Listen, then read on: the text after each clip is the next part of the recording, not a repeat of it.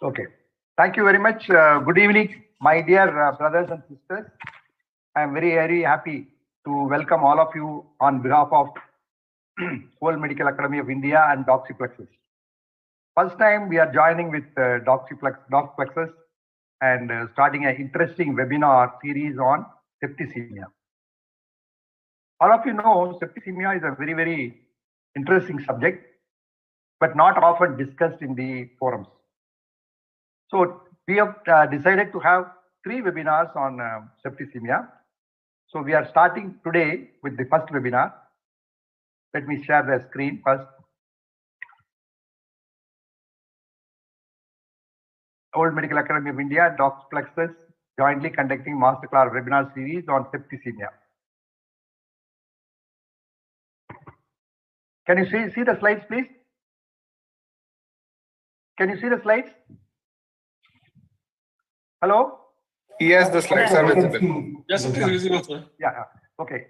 Now, today, the first topic is clinical parameters to detect sepsis. It's going to be a case-based discussion.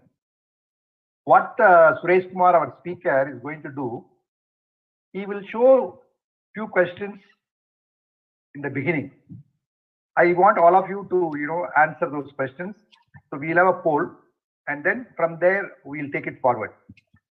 So the first topic is clinical parameters to detect sepsis, case-based discussion. The second topic is managing gram-negative sepsis.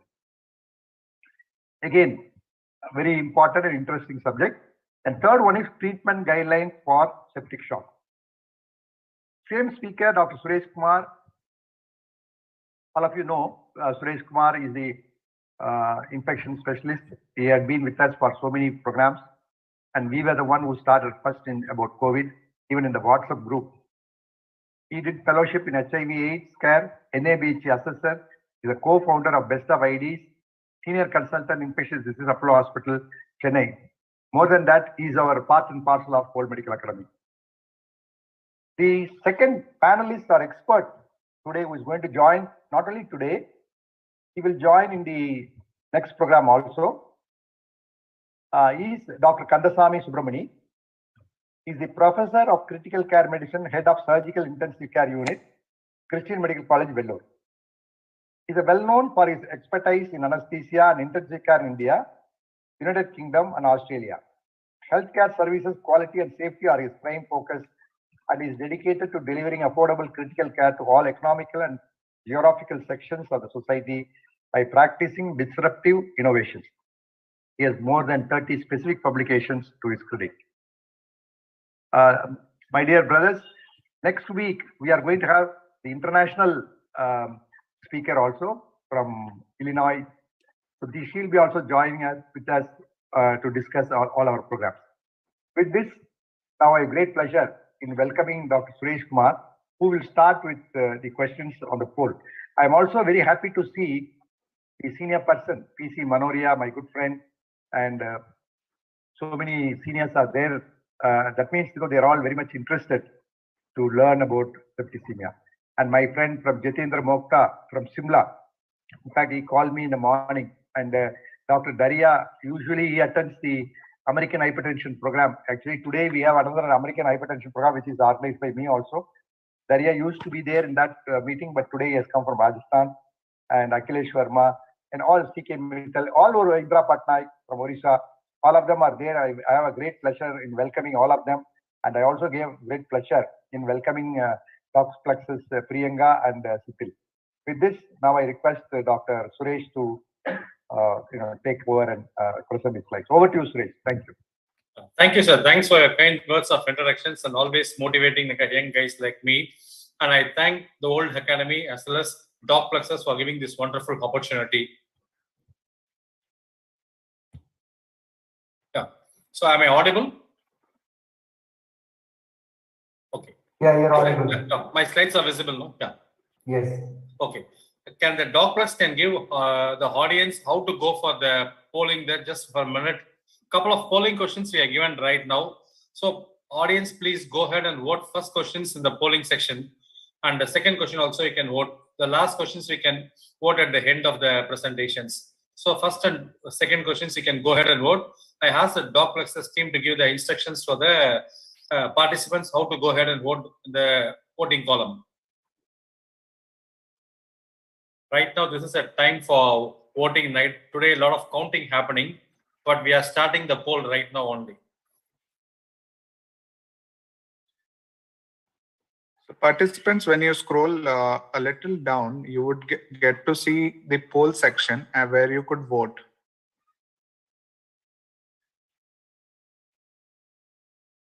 If you want to answer all the three also is fine. First and second, and if you want to come back and answer the third question is also fine.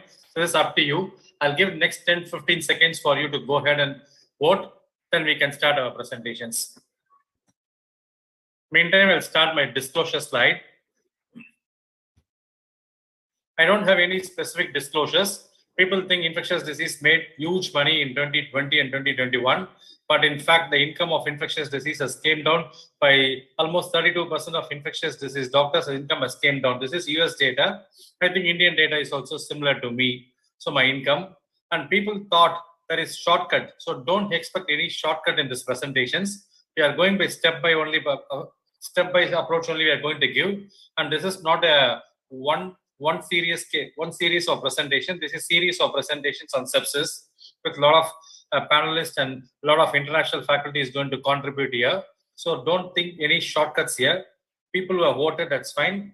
How to vote about a lot of doubts are people asking. Please go ahead and vote. Drag your presentations in. It will show the thing. The voting poll will be there. Click the plus mark. You can open the questions and answer it. So with this kind words of introductions and kind disclosures, I'm starting my presentations. So my objective today, this is a viral video, everybody knows it. So before the presentations, people thinking sepsis means this, but at the end of presentations, people want to walk like this. This is our motive. A lot of physiotherapy centers are motivating this picture. So I also thought of putting the slides to teach about sepsis as a presentation here. Straight away, I begin with the case. So even though my moderator doesn't like the case initially, but I want to set the tone here.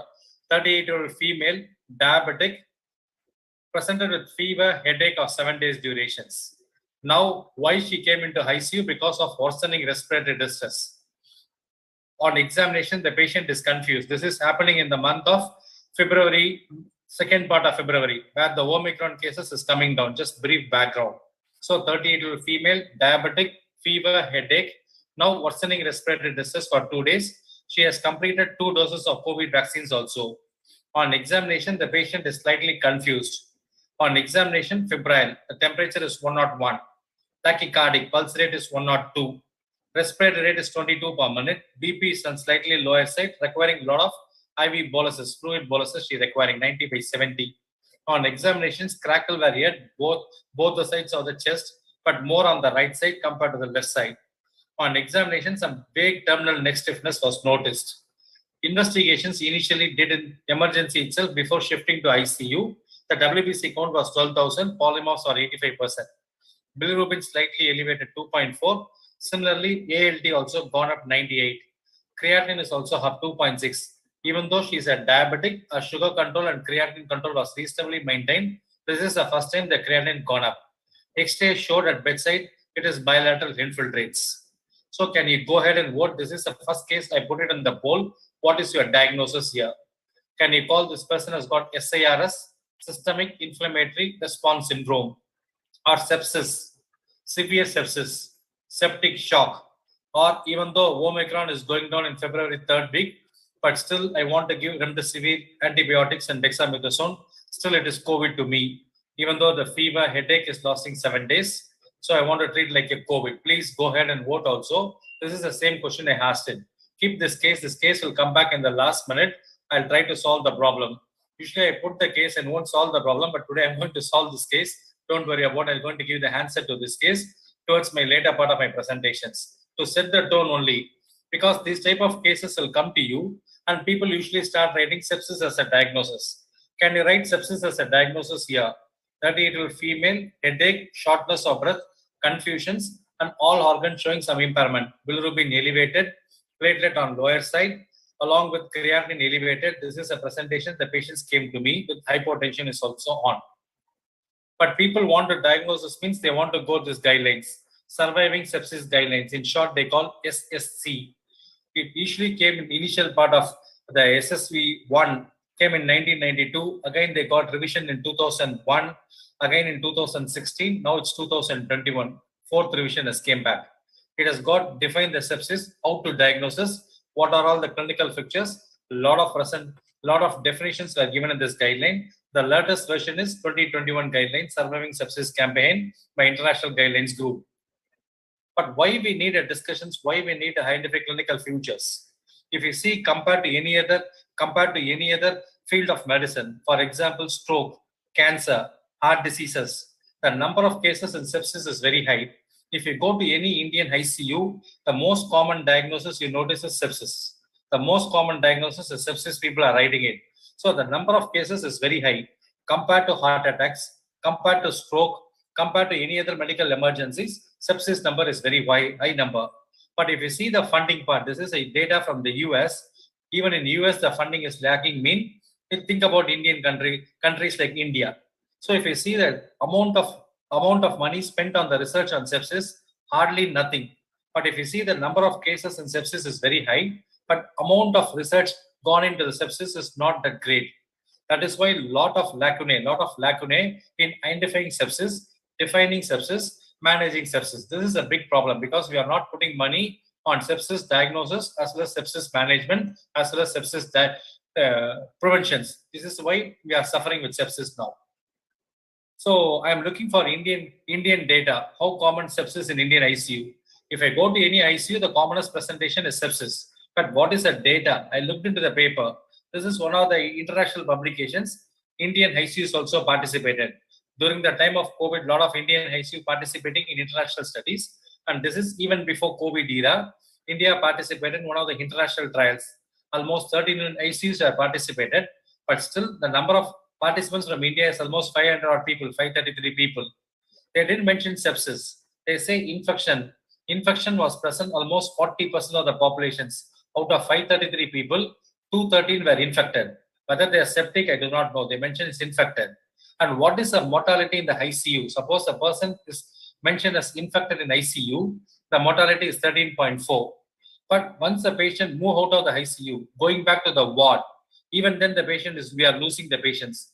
Don't think we are going to lose the patients only in ICU. Even after coming out of the ICU or even before going to the ICU, in emergency itself, people are losing due to sepsis. So the hospital mortality is 17%, 4% more compared to ICU mortality. But countries like Central and South America, the number of infected people were more because almost 13,000 odd people they analyzed.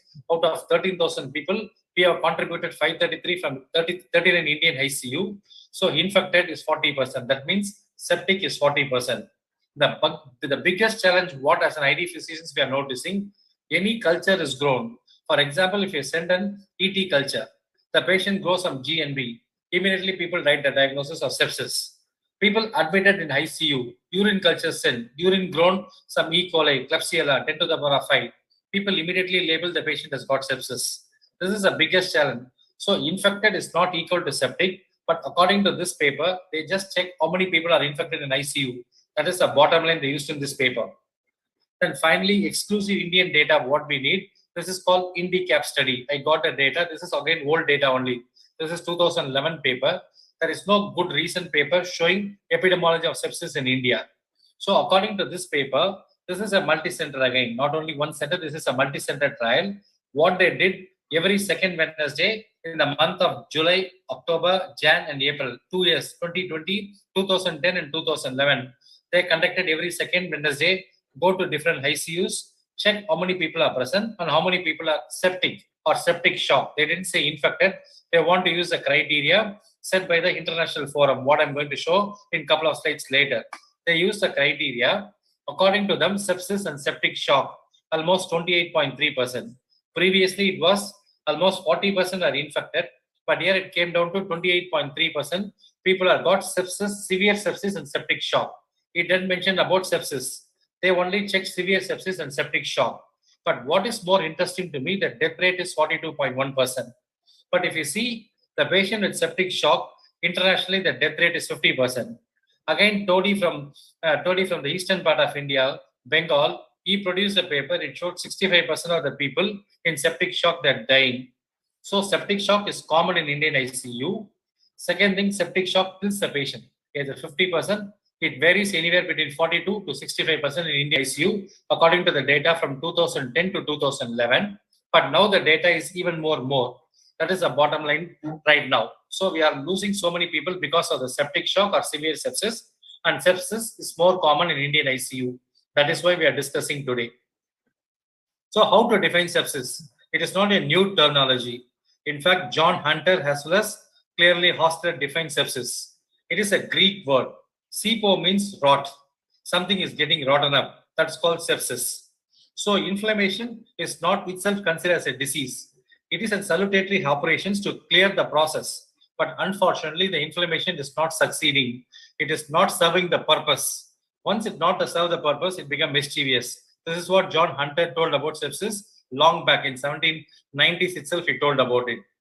Ostler clearly told, except on few occasions, the infection is not killing the people. The body's response to the infection that is killing the people. People clearly know during the time of COVID what happened. During the time of COVID, the SARS-CoV-2 is not killing the people. Either the inflammation associated with the SARS-CoV-2 acute respiratory distress syndrome or the cytokine storm, what people are worried about it, that kills the patients rather than the virus per se killing the people. So on most of the occasions, it is not infection is causing the problem. Inflammation is causing the problem. Our body's response to the infection that is causing the problem. This is clear-cutly defined by Hostler long time back. Then I'll come back to the latest definition, 2016 and 2021. 2021 also adopted the same. There is a minor changes from the first and second version. Previously, they give a lot of importance to the systemic inflammatory response syndrome, SIRS. But from the third version onwards, they switched back to sepsis. They removed the SIRS. I'll come back. What is the problem with the definitions in the future part? So this definition came into 2016. How they define sepsis? There is a life-threatening organ dysfunction. Life-threatening organ dysfunction caused by dysregulated host response. This is not a regulated response. This is a dysregulated response. For me, what William Hostler told a couple of centuries back, this is most of the occasions, infection is not killing the people. The response of the body to the infection is killing the people. They put a term called dysregulated response. Life-threatening organ dysfunction to the dysregulated host response to the infection. Again, they are also saying infection is not killing, the dysregulated host response is killing. So this is how the definitions goes from September 2016 onwards. Similar definition is followed in 2021 also. So for me, basically, what William Hostler and John Hunter told a couple of centuries back, we cut, copy, paste, and modify to the terminology. But this definitions got a lot of problem, lot of loopholes. I'll come back and explain what are all the loopholes we are facing as a practicing ID physician. So before 2016, the old definition includes systemic inflammatory response syndrome. What is systemic inflammatory response syndrome? Out of 4 parameters, presence of fever or presence of hypothermia, first parameter. Second parameter, pulse rate more than 90 or respiratory rate more than 20. These are all the parameters we used it. Or when the saturation levels or carbon dioxide levels goes up. So these are all the parameters we looked up, and WBC count. So one parameter is fever. Second parameter is a WBC count. Then third parameter is systemic blood pressure less than 90 millimeters. And fourth parameter is respiratory rate more than 20. This is systemic inflammatory response syndrome. According to the new definition, systemic inflammatory response is an appropriate response of the body. This is not a dysregulated response. This is a regulated response of a body to any invading organisms. But in 2021 and 2016, they removed the SIRS. They put sepsis means some evidence of infection, documented or proven infections, along with one score called QSOFA. QSOFA means quick sequential organ failure assessment. I'll come back what is quick sequential organ failure assessment in next couple of slides. Or you can use SOFA score also. SOFA score, it's not a quick one, sequential organ failure assessment score. So they keep only 2 definitions in 2016 onwards. One is sepsis, second thing is septic shock. There is no in-between definition called SIRS. There is no in-between definitions of severe sepsis. Previously, before 2016, SIRS, severe sepsis, septic shock, and sepsis was present. But now sepsis and septic shock. There is no SIRS, no severe sepsis. They modified previous definition. SIRS is gone. They included the quick SOFA or SOFA. Then again in septic shock, they included the criteria of vasopressors. When the vasopressors is needed to maintain our mean arterial pressure of more than 65 millimeter, we call septic shock. So this is a new definitions brought from 2016. Now, what is the problem with these definitions? I'm going to discuss in the next couple of slides. I'll come back to a case-based approach today. This is a 50-year-old male, post-coronary angiogram, fever of 100 degree fever presence 100 degree. Total count is 15,000. Next day, after doing a coronary angiogram, not CABG, just angiogram. After the angiogram, the fever was 100 degrees. WBC count is 15,000. So catheter exercise, minimal swelling is present. No central line, no Foley catheter. Present is on room air, but tachycardia is present. According to the previous definitions, tachycardia is one of the parameters that is present. And according to the new criteria, the BP is on the lower side. Respiratory rate still normal, temperature is 100 degree. What do you call? Whether the patient has got SIRS or you want to go with a new definition saying that there is no SIRS gone. This is sepsis only. So what are we going to discuss this case? Participants, please go ahead and vote so that we can have a discussions at the end. So what do you call this person suffering from? As per the previous classifications, I can put still possible SIRS, doubtful sepsis I can put. But in 2016 onwards or 2021 onwards, we cannot write SIRS. Why we cannot write SIRS? According to the 2016 guidelines, SIRS is not existing. Only two entities. One is sepsis, other is septic shock. So you need to put your money either sepsis or septic shock. You cannot put your money on SIRS according to the definitions. Why SIRS was laid in rest in peace from 2016 guidelines. But what happened? This is for me a regulated response. When you do an angiogram, when you do an injecting a dye, the dye can cause some inflammatory response. Mild amount of fever can happen. WBC count can go up. Low grade fever, 199 to 100 degree Fahrenheit can happen. Still the respiratory rate is normal. BP is normal. Because of the fever, the temperature slightly gone up. So if I write a diagnosis of systemic inflammatory response syndrome here, I will not write an antibiotic. I know the systemic inflammatory response syndrome because of the underlying myocardial infarctions or because of the angiogram or because of the dye, the body reacted to these changes, either because of the myocardial infarction or because of the angio or because of the dye, the body reacted to these changes, and slight elevations in the WBC count and slight elevations in the temperature is possible. It can happen for 1 or 2 days. So it doesn't require antibiotic. We need to closely monitor the patients. If I write SIRS, I will not write antibiotic. Unfortunately, SIRS was sent to rest in peace. So this is a problem. People will write sepsis here and people want to give antibiotic abuse. It gives a lot of antibiotic abuse. But what people thought, when they write SIRS itself, people are writing antibiotic. That is why I removed SIRS. According to the people who wrote the guidelines, they say if I write SIRS, people are writing antibiotic.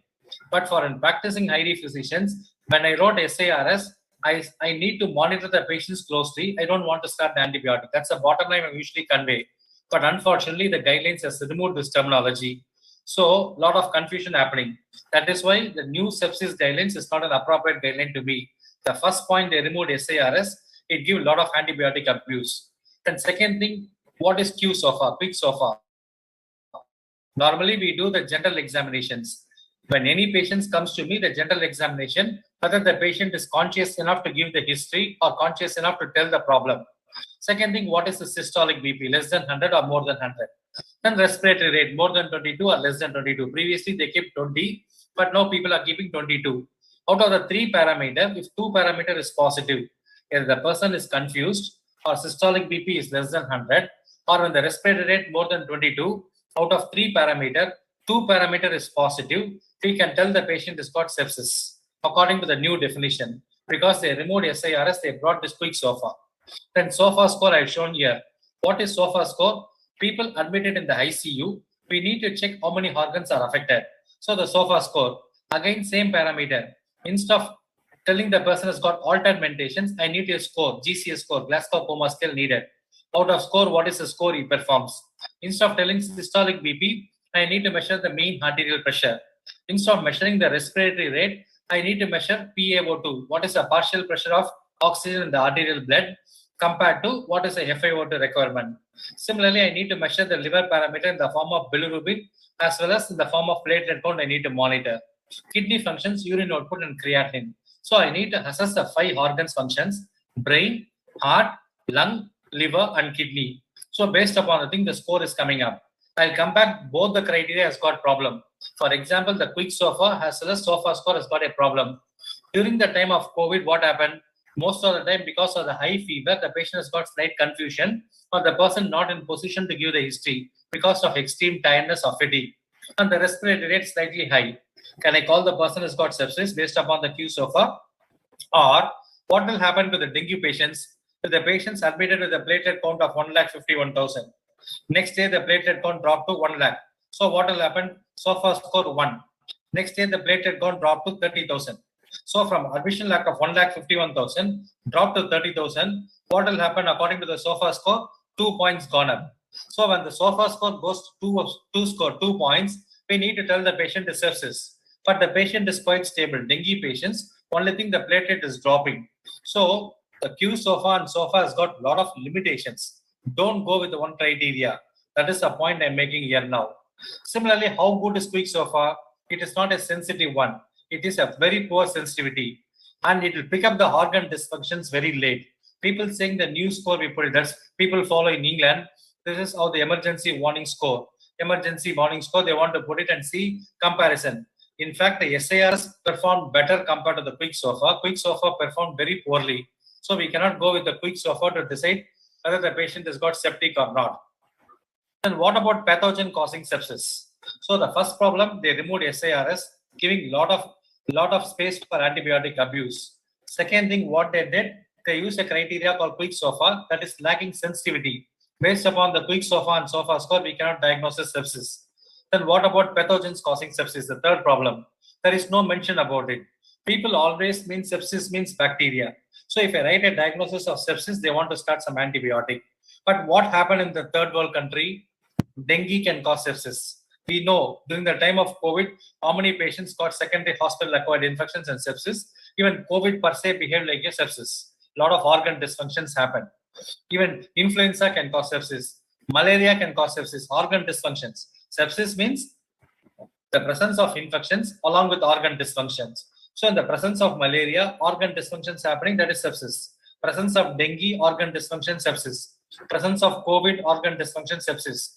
But unfortunately, what happened, if you see the Western data, they mentioned bacteria as a cause of sepsis, and finally put candida as a cause. They think only one fungus called candida can cause sepsis.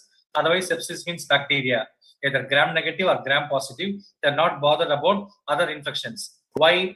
The problem of malaria, dengue, leptospirosis, scrub typhus, all are problem in tropical countries. They don't bother about it. The guidelines were written by the Western world. So they didn't mention about which organism is causing sepsis. They just mentioned sepsis means bacteria. They didn't mention about the organisms. They just forgot to mention what organism is causing. If we come back to the Indian data, what I shown, 20% of sepsis in ICU is due to tropical infections. Sepsis and septic shock is because of tropical infections. Almost 20% of the time, either malaria or leptospirosis or dengue can cause sepsis. So that beautiful editorial written, we are not sure people suffering from low middle income countries, whether viruses, funguses, parasite can cause sepsis. I am not sure about it. Unfortunately, the guidelines does not mention about these organisms. This is a point editorial clearly written in 2016 guidelines. So how to define sepsis? It is easy to criticize a thing. So we need to make a diagnosis of sepsis. Sepsis is an heterogeneous disorder. So it's not a homogeneous disorder, it's an heterogeneous disorder. More than an infection. Don't think sepsis means infection. Sepsis is more than infections. We need to know which organ is affected with sepsis. For example, the infection means which organ the infection is affecting the body. Lung, kidney, intra-abdomen, meninges or brain. We need to define which organ the sepsis affects. That's most important thing. Whenever possible, clinician should be sport specific. Instead of saying sepsis and giving an antibiotic, we need to write sepsis means whether it's an hospital-acquired pneumonia. Sepsis means urosepsis. Sepsis means meningoencephalitis. Sepsis means intra-abdominal sepsis. So we need to write organ specific, where is the infections and which organ is affected. So sepsis is an heterogeneous disorder. It is more than infection. please try to mention which organ the sepsis originated or which organ is affected badly by sepsis. That is the way forward in defining sepsis. So what we need to know, which sort of individual, what is the comorbid conditions, whether this is a young individual or other old individual. For example, neonate or infant has got sepsis, or old individual, or because of the immunocompromise. What predisposes a particular person for sepsis? We need to know the predisposing factor. Then where is the infection? Infection means where is the infections? Brain, lung, kidney, intra-abdominal. We need to know where is the infections. And what is the body's response? Fever, tachycardia, hypotension. What is the response of the body? Then what are all the organs affected by the sepsis? So this is how we need to write.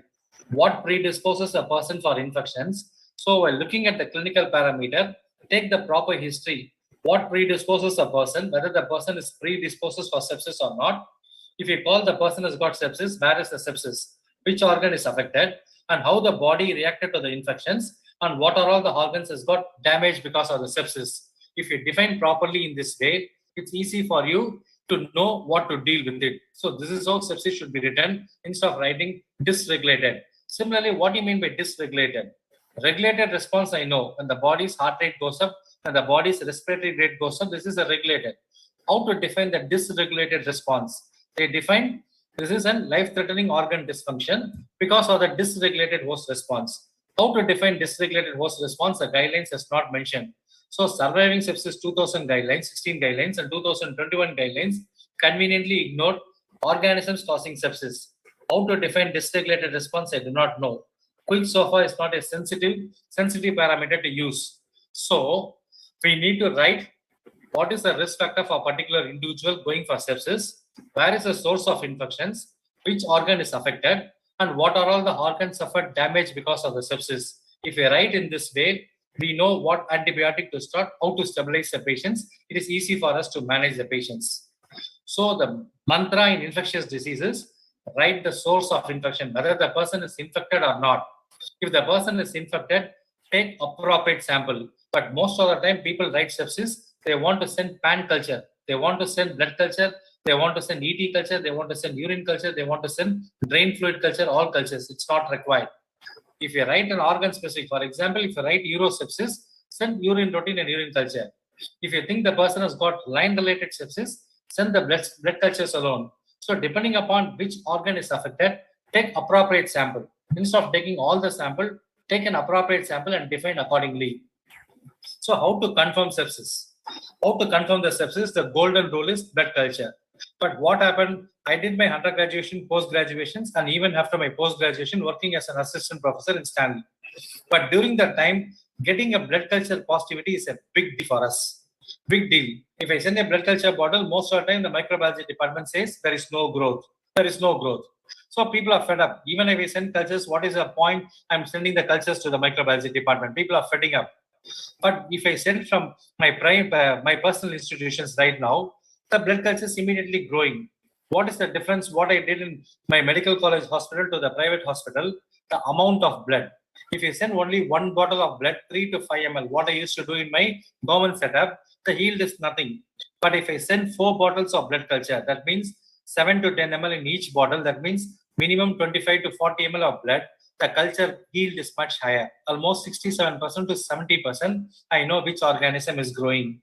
But usually, the blood culture will give answer in central line related bloodstream infections, urosepsis, this type of infections, you can get better answer. For cellulitis, skin and soft tissue infections, the culture rate, even if you send 6 bottles, the rate is not good.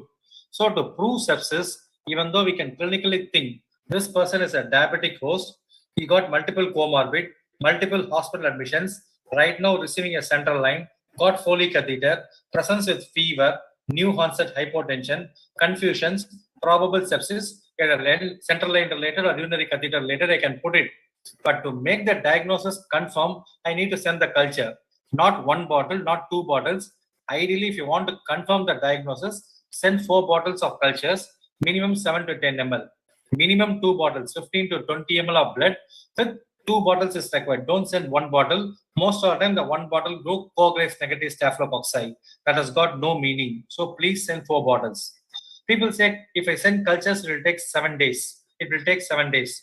But no, Nowadays, we are using this type of blood culture bottle that contain carbon dioxide sensing mechanisms. Once the bacteria grows, the bacteria releases carbon dioxide. The bottom line, the bottom one will be able to pick it up, the carbon dioxide, and given immediately some alarm.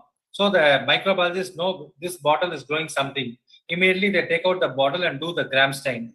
Once the bottle is growing some alarm, we know the organism by one of the method called MALDI-TOF. This is a molecular based method. We can know the organisms within 1 hour if I know the bacteria is growing in the blood culture bottle. So nowadays, don't need to wait. You don't need to wait for 5 to 7 days. You can cut down within 1 to 2 days. So don't think the blood culture means 7 days. The concept is gone. Blood culture, we can get the answer within 24 to 48 hours. And similarly, even 24 to 48 hours, previously I know the organism. But what advancements happen nowadays is called blood culture identification panel. This is called blood culture BCID panel. Blood culture identification panel is coming up. We are using routinely. Once the blood culture is grown some organisms, since the blood culture bottle gives some alarm, the microbiologists take immediately the blood culture and tell within 1 hour what organism is present in the blood culture bottle, what resistance mechanism is present, whether the bacteria will work with ordinary antibiotic or resistant antibiotic. That I am able to know with blood culture identification system. It is available in corporate sectors. Maybe some of the AIMS Medical College hospitals, it may be available there. For example, my colleague, my moderator, my panelists can have it this once. But this is available right now in India. Don't tell I'm using the US system, this Indian system, blood culture identification panel. It's called BCID panel. Once the blood culture grows some bacteria, it gives an alarm. Once the alarm is given, the microbiologists take the bottle, do a molecular test that will tell the name of the bacteria and what resistant mechanism. But where is the way forward? Straight away, because these tests, the blood culture should grow, the bottle should give alarm. But without alarm, directly if your patient come to the emergency, patient come to the ICU, when you take a blood culture, send it to the lab, they will within 1 hour, they can able to say that is called the septic fast panel. That is again molecular based panel, but it requires a lot of validations. Couple of European countries, they are using it, soon going to Indian market in this year or next year part. This is called the septic fast. It is again molecular based test. No need for culture to grow because the bottle should give alarm. Then only it can able to identify. But without alarm, within 1 to 2 hours, when a patient's blood is drawn, we may able to identify whether organism is growing or not in future. So the clinical parameters along with this type of identification system will help. But people think I am practicing in rural area. We are talking about clinical examination for cyanosis sepsis. Why are focusing on this thing? This is the people are asking. So I'll come back to my case. Now, what will you do now? So this patient has got sepsis, presence of fever, tachycardia, hypotension, respiratory distress, and some amount of headache. So the source of sepsis is very confusing. There may be meningitis because of the headache, altered mental status, some neck stiffness, confusion, or because of patient has got respiratory distress, tachypnea, along with some crackles were hearing, and X-ray showing some infiltrate, pneumonia. These are all the two sources I can say right now. And since the bilirubin gone up, whether I'm not sure about some cholangitis is possible or not. So, or some creatinine is also gone up, urosepsis. So, what do you want to do? Whether you want to take blood cultures 2 sets as per my previous advice, or you want to go for the septic fast panel, get where it is available, send the blood, get the organism within 2 hours, or you want to go for BCID. But for BCID, the blood culture should grow first. MALDI again, the blood culture should grow first. Or start doxycycline, some antibiotic you want to start. What do you want to do? Please go so that we can have the discussions at the end. This is the case what I shown initially, but only I'm asking what will you do now? You made a diagnosis of sepsis in this case. So even though I told blood cultures, but there is no clinical equivalent of examination. So we need to examine the patients. Here the patient has got fever, headache, raised bilirubin, raised WBC count from a tropical country, particularly from rural background. If you strip and examine the patients, the H scar is present here. Once you see in the H scar, the black necrotic area, the diagnosis is over. There is no need for blood culture. There is no need for BCID panel, no need for MALDI-TOF. The clinical acumen is fine. So the most important thing, when a patient comes to ICU, please examine the patients properly. Try to see where is the infections, what are all the organs is affected. By doing a proper examinations, you can able to find out. If you are not able to find the organism, but you strongly suspect sepsis, at that point of time, send some samples to make a diagnosis. I'll show my third case here. 54-year male, acute abdominal pain, nausea. On examinations, febrile 101, epigastric tenderness were noticed. WBC count elevated, polymorphs also elevated 86%, WBC count 12,000 more hard. Procalcitonin is 3, cultures no growth. What do you call? Sepsis or septic shock? Because according to 2021, we need to write only 2 things, or you want to start some antibiotic. Last time I given an antibiotic choice of doxycycline, but here doxycycline will not work. Acute abdominal pain, nausea. Check COVID-19. Still COVID is not gone away, or you want to refer to the panel for answering this one. What do you think here? Please go ahead and vote. Acute abdominal pain, nausea, examination, epigastric tenderness. So here the patient has got 54-year-old male. We are not mentioned about the comorbid conditions. I told what predisposes this person for acute abdominal pain. We need to give the history. What sort of individual? What is his risk factors? What comorbidity is having it? Right now, 2 things I mentioned. He got pain, he got nausea. On examination, fever is present, epigastric tenderness. So we need to find out which organ. If present of epigastric tenderness, the organ underlying is pancreas. So probable pancreatitis is possible. Pancreatitis is not an infection. So that is why they removed SIRS, but here the chances of pancreatitis is very high. So when you see a patient with fever along with some localizing signs, always think broad, differential diagnosis. Don't think sepsis alone. We need to think broad. For example, the patient has got fever, abdominal pain, nausea, elevated WBC count, pancreatitis is more likely compared to any other intra-abdominal sepsis. So your diagnosis should be either pancreatitis plus or minus intra-abdominal sepsis is possible. So always think broad, think differential diagnosis. Some other conditions like pancreatitis, burns, trauma, post-angio, post-surgery, it increases the WBC count, increases a fever, some amount of fever can happen, increases a inflammatory marker. But I mentioned procalcitonin 3. People always say procalcitonin elevated means sepsis. They want to go with the procalcitonin. Where I can use procalcitonin? Elevated procalcitonin will not say the patient is septic or not. Where I use procalcitonin to stop the antibiotic. When procalcitonin is consistently normal on 2 occasions, procal is normal, that point of time, I need to stop the antibiotic. So don't say WBC count elevated septic, the patient CRP elevated septic. During COVID time, most of the patients, COVID per se increases the CRP. So don't say CRP means bacterial sepsis, the days are gone. Similarly, don't say the procalcitonin elevated, it is sepsis. Only procalcitonin to stop the antibiotic. That too on 2 occasions, if it is normal, the chances of having sepsis is unlikely, we can stop the antibiotic. But pancreatitis, burns, these type of conditions can increase the procalcitonin, particularly following major surgery, cardiothoracic surgery, bypass surgery, neurosurgery, the procalcitonin can go up. Don't say procalcitonin is equal to sepsis, gone. Procalcitonin normal, it rules out sepsis. That's why you need to play the molecule. So in short, once you think sepsis, first things try to stabilize the patient. Try to stabilize the patients. When the patient's in respiratory distress, stabilize the respiratory distress. Place in shock, stabilize the shock. If you want to give some antimicrobial, your suspicion should be very strong. And the suspicion is very strong, hypotension, the patient is organ dysfunction, give some antibiotic. But take cultures, take blood. But before that, do your proper examinations. Do your proper examinations, find out where is the problem, where to solve the problem. That is more important. We need to know what are all the signs of sepsis from head to toe, we need to do it. So sepsis is common in Indian hospitals. Bacteria is the commonest cause. I'm not saying bacteria is not the cause. Bacteria is the cause. But all organisms can cause sepsis. Clinical examination is vital. Even though the blood culture, the molecular panel, everything is going to make a diagnosis, but simple clinical examination, which is appropriate culture is needed. So even if you suspect some sepsis, we need to take an appropriate sample.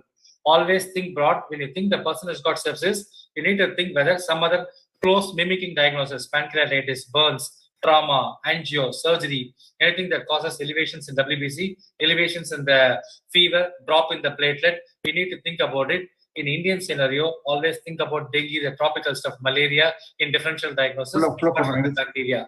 So you fear the least when you know the most. So try to understand the sepsis, try to understand the subsequent sessions also. We'll teach more about sepsis, not only by me, my panelists, as well as my moderator, as well as future panelists and moderators. So people are moving away from COVID to sepsis. People always think COVID also can cause sepsis. We are moving to sepsis. and any doubts, ID is there. We can call and we can help solve the problem. If you want to learn more about hands-on ID or tele-ID services, please feel to contact. So at the end of discussions, if you ask questions, my panelists and I happy to take some questions. Thanks for the wonderful opportunity. Even though I overshot the time, but it's worth spending a little time extra. Thanks for good opportunity.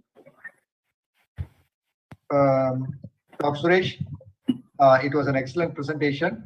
Of course, Dr. Kandaswamy Subramaniam is waiting.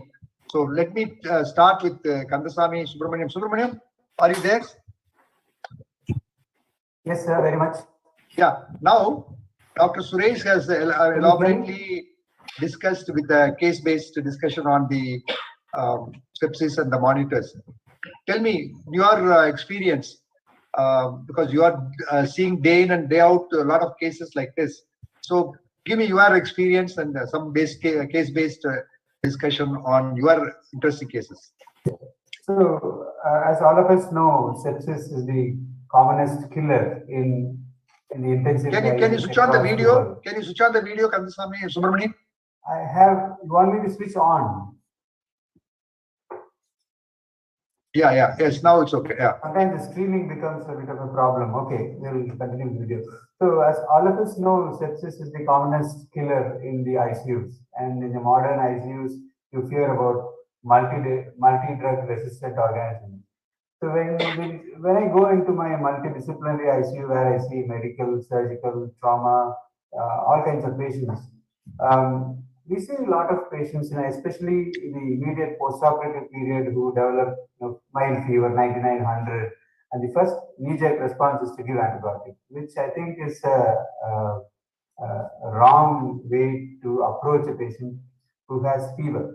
As Dr. Suresh mentioned, there is lots of causes of fever which are non-infectious, and clinical examination, is the best tool we have. And as we become experienced, I think we concentrate more and more on clinical and Subramaniam, sorry to stop. You said clinical examination is best. So, what are the things you would like to see in a patient who is admitted, who you are going to think is going to have sepsis? Okay, so in the sepsis, main issue is the perfusion problem, right? Because of when a patient becomes septic, you have inflammatory and pro-inflammatory and anti-inflammatory effects, and it can affect the cardiovascular system. So when the cardiovascular system is affected, and when I say cardiovascular system is affected, it can cause myocardial depression, it causes vasodilation. So the perfusion of the organs becomes poor. So I start with looking at the peripheral perfusion. So you look at the skin temperature, you look at the skin perfusion. And to assess hydration, you also look at the skin turgor. So when a patient is septic, and when they're not well resuscitated, what you will see is they may be cold, the peripheries. But when the patient is resuscitated, usually the peripheries feel very warm, and the capillary refill time is good. If the perfusion is affected, the capillary refill time will be actually prolonged. Say it will be more than 5 seconds. So that is where we start assessment. And so coming to the other organs, so sensorium, the patient may be drowsy or maybe agitated or even comatose because of the poor cerebral perfusion. They may be hypoxic, and the other signs of low urine output, etc., will come when you examine during a patient. Then you go into the laboratory parameters. We look at the first thing we look at is the lactate. So when there is inadequate perfusion, the metabolism from aerobic becomes anaerobic, and the first sign you see as a result of this is increase in the lactate levels. Okay, so patient may have a normal blood pressure, but this patient, when a patient is septic, may have a normal blood pressure, but the lactate may be elevated. We can see some patients like that, and so that is one early tool. So other parameters is the respiratory rate. With the respiratory rate, that is the first sign. Tachypnea may be the first sign that the patient is actually deteriorating, and patient can be tachycardic. Some of the infection actually can cause bradycardia. Some gram-negative infections like E. coli and typhoid fever, etc., can cause a paradoxical bradycardia also. So heart rate, blood pressure, as I said, may be normal, but generally in sepsis, what happens is your diastolic pressure goes down because of the vasodilatation. You will have an increase in the pulse pressure. So maybe blood pressure maybe say 90/40. So if you have a wide pulse pressure because of the low diastolic pressure. So the other lab parameters you look at is your bilirubin, liver enzymes, etc. And you come to the counts. So as Dr. Suresh said, you may have an elevated white cell count, which is what we normally expect. The elevated white cell count, predominantly neutrophils, and you also look at how many immature cells are pushed into the circulation. The immature, what we call shift to the left, you see band forms. Some of the textbooks will say bandemia. Because the bone marrow is so stimulated, immature cells starts coming out, not just the white cell count, but also the red cell counts. You will see what your nucleated RBCs starts appearing in the peripheral smear when you look at the lab reports. So these may be some of the indications. The creatinine, so urine output may drop, but creatinine may take 24-48 hours to go up. So clinical parameters like peripheral perfusion, the heart rate response, etc., and his respiratory rate are the main parameters we look at when we look at patients with early sepsis. Okay. Subramaniam, give me one interesting case which in the recently you saw, which was referred to you for an infection, and then you finally diagnosed as sepsis and you managed. So the what we see is the major challenging cases are this pancreatitis. When you say so, these patients initially present with a picture like they are septic, but they're actually not septic. They may be hypovolemic because of the pancreatitis, the systemic inflammation, and they need a lot of fluid. They're hypotensive, tachycardic. They may have fever, but actually they don't have infection. So such patients come and they remain in the hospital for 3-4 days. They are managed in the ward, and then once things go out of their hands, they come to our ICU. So in a similar situation, I had a 35-year-old alcoholic who had an alcoholic pancreatitis, who was admitted with the diagnosis of pancreatitis under the gastroenterologist, and then he became sick because his abdomen distended, his breathing became difficult, he became hypoxic, he was transferred to ICU, and he started having fever. The general tendency is, culture, don't give antibiotics unless there is a clear indication of sepsis. So in this patient, they did not give any antibiotics. I think that's the right way to do it. And when he came to us, he had a low blood pressure, which responded to fluid. And then we also had to start some amount of noradrenaline to get his blood pressure up. He needed some mechanical support for his ventilation. And we did send cultures, but we held on because his lactate was kind of holding. Some parameters said it may not be infection. But then within 24 hours, we got a blood culture positive. So this patient had developed necrotic, pancreatic necrosis and infected pancreatic necrosis. And luckily, the yield was good because he was not on any antibiotics. If the gastroenterologist had started some antibiotics, we may not have grown this bacteria because it's already on antibiotics. Maybe septic, but the bacteria is not growing because he was not because he was being on antibiotics. But this one was everybody stuck to the protocols. They did not give antibiotics. Still, we picked up an infection. But sometimes you may have to give an empirical antibiotic. So this patient had a high lactate and fever which is not relenting, increasing doses of ionitropes. Then we would have started antibiotics. In this particular situation, we will give an antibiotic which will cover the enteric organism, which is usually a gram-negative organism. Climate, we would probably give him something like a carbapenem, meropenem, or imipenem. Yeah. One more question. As a physician, I see a case, and I don't have any facility to do any monitors like parameters, and I clinically think the patient has got sepsis. Before I send it to ICU from institution, can I start empirical antibiotics? Because normally we say without culture, don't start antibiotics. But in this case, I am very confident this patient has got sepsis. So before I send it to the ICU, can I give empirical antibiotics? There is a lot of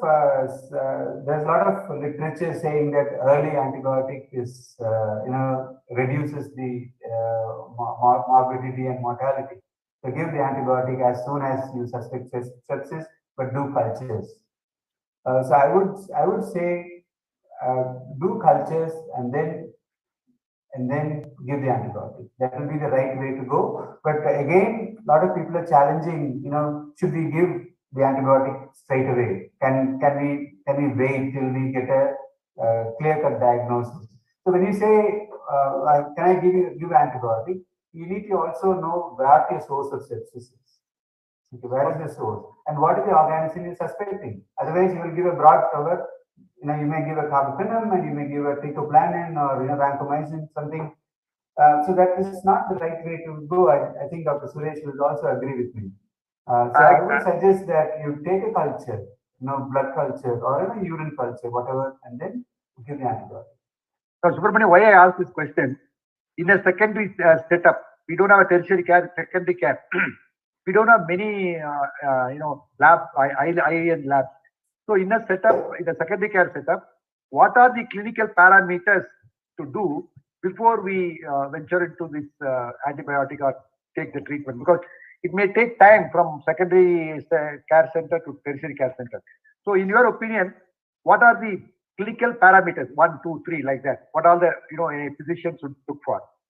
So if you see that your patient having features of infection, so if they are becoming hemodynamically unstable, or they're starting to drop their urine output, or there's a change in sensorium, I think you need to first to look at stabilize the vital parameters, and of course you can start antibiotic in that situation. You don't have to wait. But as far as possible, you can do a chest X-ray, you can collect a urine for culture, you can do a blood culture, and then you can start the antibiotic.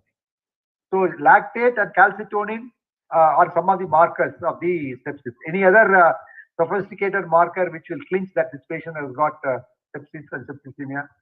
Now again, lactate, you can, if you have a blood gas machine, you can do a lactate. Otherwise, it may take time for a biochemistry lab to measure lactate for you. It's not going to be a point of care test for you. Procalcitonin also, you have bedside kits, but as I said, one value is not very useful. It is not a tool which you use to diagnose sepsis. The recommendation is you don't use it to diagnose sepsis. You use to time your antibiotics. So 1 point value may not be enough. So clinical parameters, as I said, is the best, and you can you do your counts, etc. Yeah, Dr. Suresh was saying infection is not sepsis. So we always diagnose infection by looking at the blood count. The WBC is more, ESR is more. So when you suspect sepsis, Suresh, because you raised the point, you can answer. Or when you say infection becomes sepsis. So when infection is present along with some organ dysfunction, then only we call the patient has got sepsis. Infection present, but problem is most of the time if you go to the ICU, they will tell the ET culture is growing some bacteria. If you look at the patient is stable. His oxygen requirement is nothing. He may be in ventilator tube, but very minimal oxygen, FiO2 of 30% with the pressure support is breathing normally. And the oxygen requirement is not gone up. If you ask the nurse what is the ET secretions, ET secretion is very minimal, sir. That's what the nurse will tell. If you look at the X-ray parameters, the X-ray parameters also does not show any unilateral patch. If you show bilateral patch, it doesn't indicate infection to me. More of unilateral patch. Similarly, what happened to the last couple of days oxygen requirement? The oxygen requirement is coming down. Yesterday it was 50% FiO2 requirement. Now it's coming down to 30%. So look at the patient as a whole. Not only bacteria is growing from one secretions. Because if you do the throat swab of people who are attending this conference, the throat swab will contain some bacteria. I don't want to treat everybody. If I do my throat examination, the throat will grow some E. coli or Klebsiella resistant to carbapenem. But I am not treating myself with carbapenem daily. Similarly, the ICU patient staying in the ICU for 3 to 5 days, definitely his skin, his ET secretions is colonized with some resistant bacteria. Look at the patients. So don't go with culture report. That's most important, particularly when the sample is a non-sterile sample. If it is a blood culture growing some GNB, I can't ignore it. If the throat swab containing some GNB, I need to see the patient. The patient is fever, patient has got some hypotension, the secretions in the ET is growing up or not, oxygen requirement gone up or not, then next day showing some patch, the secretions are very thick, then I need to treat the patient based upon hospital-acquired pneumonia or ventilator-associated pneumonia. So what I'm saying, presence of some bacteria in some non-sterile culture don't equivalent to don't think the patient has got sepsis. The most common reference for us is urine culture growing some bacteria, 10 to the power of 5. That's what they refer. But if the patient most of the time in ICU, they put in tube, in endotracheal tube, I cannot ask the history whether you got dysuria, whether you got lower abdominal pain, whether you got urgency. Maybe I need to ask the history of attenders, whether these symptoms the patients complained before coming to the ICU. But once the patient in ICU put an endotracheal tube, we cannot communicate, and most of the time the patient may have sedation. It's very difficult to get the history of dysuria, oliguria. So what is the simplest parameter? Check the urine protein. If the urine protein does not show pus cells, it has got very good negative predictive value. When the urine protein does not show pus cells, don't treat the urine culture. The urine will grow some bacteria. 40% of the person's urine contains some bacteria. So I'm saying presence of organisms in the culture is not equal to infection, and presence of infection, that is not equal to sepsis. Sometimes the patient has got some bacteremia present, but there's no organ dysfunctions. Just the patient has got fever, mild amount of tachycardia with elevation WBC, but there is no hypotension, no respiratory distress, no confusion, no drop in the conscious level, no drop in the urine output. That means the patient has got just bacteremia. For example, Salmonella typhi in the blood. Patient has got bacteremia. The patient is not septic to be. Sometimes patient has got E. coli in the blood. Urinary source is a source, but patient is not having hypotension, not having confusions, no encephalopathy manifestations. I can't say the patient is septic. I just mentioned E. coli bacteremia secondary to urinary tract infections. So one thing, culture positivity is not equal to infection. Infection is not equal to sepsis. Very good, Suresh Kumar. Actually, today we have got a lot of questions on management and treatment. Today's topic is not management, it is only diagnosis. That is why I'm avoiding all questions about various antibiotics and things like that, which we will discuss next webinar. Okay, coming to Subramani. Some of the, if I may interrupt, some of these patients actually may not manifest the classical signs we are expecting. So the extremes of ages, right? The elderly especially, and the children may not manifest the same way. And also patients who are on immunosuppression, patients who are on steroids may not have classical fever. And that hypothermia also is a sign of sepsis. Okay, patient can be hypothermic. Many patients in the ICU, you see they're hypothermic and you suspect. And low white cell count also they present in sometimes when a patient is very sick, they will have a white cell count of 2,500, 3,000. And to the extent that you think you want to give some granulocytes, GCSF, granulocyte count, coliform stimulating factor. So sometimes they drop their counts also. The patient who are on steroids, on beta blockers may not mount a tachycardia. We should be very careful with, especially with the youngsters. They will hold on their vitals for a very long time and suddenly they will just crash. So blood pressure alone may not, tell you the perfusion is good or bad. So lactate and base excess, these are the two parameters will tell us about the organ perfusion. And if there's any abnormality, that is the subtle sign, which is with which you want to monitor this patient closely or do something to prevent him becoming worse. I think the good old days we say clinical examination is the best. So even in the sophisticated investigations, you should not forget to do the clinical examination, especially history. And history of drugs, Subramaniam has really mentioned. If somebody has got beta blocker, somebody has got some other drug, so that may affect the pulse pressure, that may affect your clinical signs. So history also is very important, and clinical examination also important. Today, we have requested the speakers to speak on this topic because today to diagnose, how to diagnose sepsis, that's the parameters. So I think Subramaniam was very clear. He said lactate and basics. You said that way, no? Yeah, basics. That is the two important things which you have to do before you confirm sepsis. And Suresh was very clear. Infection is not sepsis. Again, culture positivity is not sepsis, and he has given a lot of examples. So I think we'll just go through the poll and see how you responded. And then we'll have one message from Subramaniam and one message from Suresh Kumar, and then we can wind up. Can you show the poll, Mr. Siddiq? Can you show the poll result? Yes. Suresh? As per the new sepsis guidelines, which two terminologies in sepsis definition has been removed? SIRS and severe sepsis has been removed, but most of the people, they mention about sepsis and severe sepsis. I'm not sure. So the two things is removed is SARS has been removed and severe sepsis has been removed. From 2016 onwards, only two things, sepsis and septic shock. There is no SARS, there is no severe sepsis, even though we wanted SARS to prevent antibiotic abuse, but as per the new guidelines, has been removed. Which organisms can cause sepsis? Bacteria only people are writing, and say some people write bacteria, virus, parasite, and fungus. Most of the people, almost 40% to 50% of the people answered correctly. So any organisms can cause sepsis. But as per the new guidelines, they did not mention about which organism is causing sepsis. So don't think sepsis means bacteria. Sepsis means any organisms and body's response to the organisms. That is the response we need to consider. What is the simplest test we need to? Consider? Diagnosing sepsis, I told. WBC count, CRP, people are put it. Procalcitonin, people are not liking it. Physical examinations, people are mentioned. That's the point. So to make a diagnosis, we need to check whether the patient is tachycardic, hypotensive, along with what organ is infected, whether the patient has got confusions, altered mental status, or tachypnea, or skin. Skin is very vital marker. We need to check the skin for any skin bullae and blebs and everything. That is one of the common manifestations of sepsis. Always think about it. So third question, most of the people answered rightly.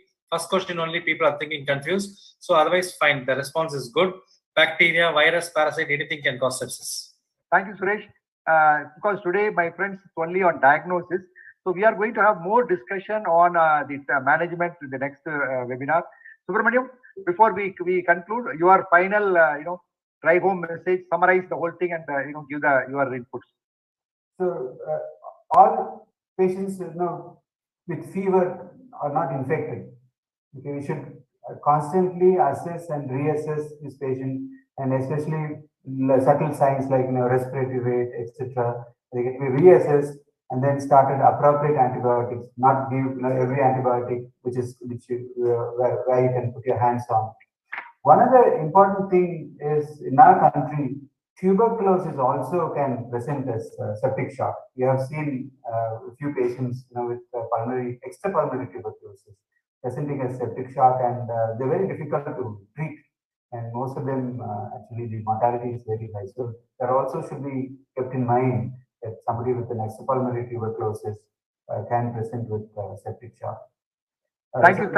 Clinical examination, bedside examination is the best tool we have, and the rest of the investigations are all supporting evidence that the patient is becoming septic. They may be able to help us say, okay, this is a gram-negative, to identify the organism, but the diagnosis of sepsis is, in my opinion, is mostly clinical.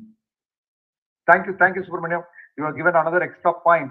Even the extrapulmonary tuberculosis can cause sepsis. Thank you. Suresh, your final message?